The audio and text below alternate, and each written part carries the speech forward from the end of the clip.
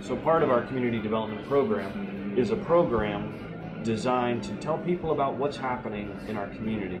We knew that we wanted to invest in the community. And we do that, by knowing people's names and learning people's stories, by creating a space of hospitality for people to gather. We do that by arts and culture.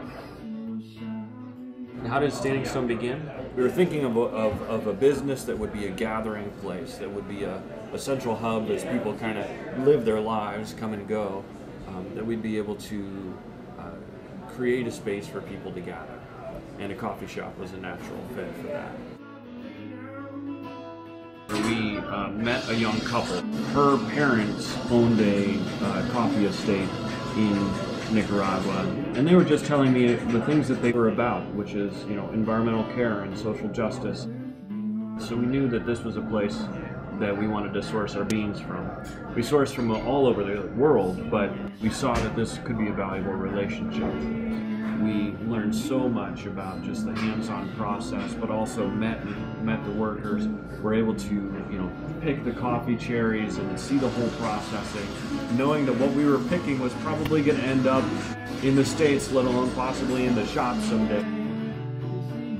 I believe a lot in the power of arts and culture to really transform a community. Our Coffee University classes are a way to help tell the story of coffee. I also bring bands in from New York City, Philadelphia, Tennessee. I try and get, from local artists, of musicians that are from Huntington. In talking about our employees is the freedom to let them create. A lot of the food items that we have aren't something that we pulled from who knows where, but it's our staff experimenting.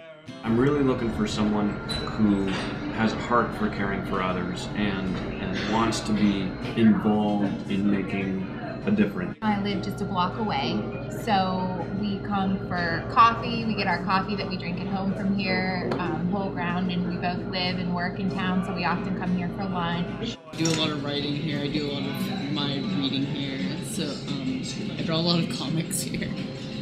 I often get the deli turkey sandwich, and my husband's favorite is the Montana Mountain Climber. But during the holidays, they have Thanksgiving sandwich. I think it's called the Gobbler, and it's like all the Thanksgiving fixins on one sandwich, and it's to die for. So we always look forward to that in the fall. Definitely do a chicken salad sandwich, hands down. And the chai tea is great for drinks. So you can't really go wrong with anything on the menu. Greg is really all about the people. Like, he's always putting other people before him, so that's a huge deal. My favorite thing about working at Standing Stone is the food, the great coffee, and working with wonderful people.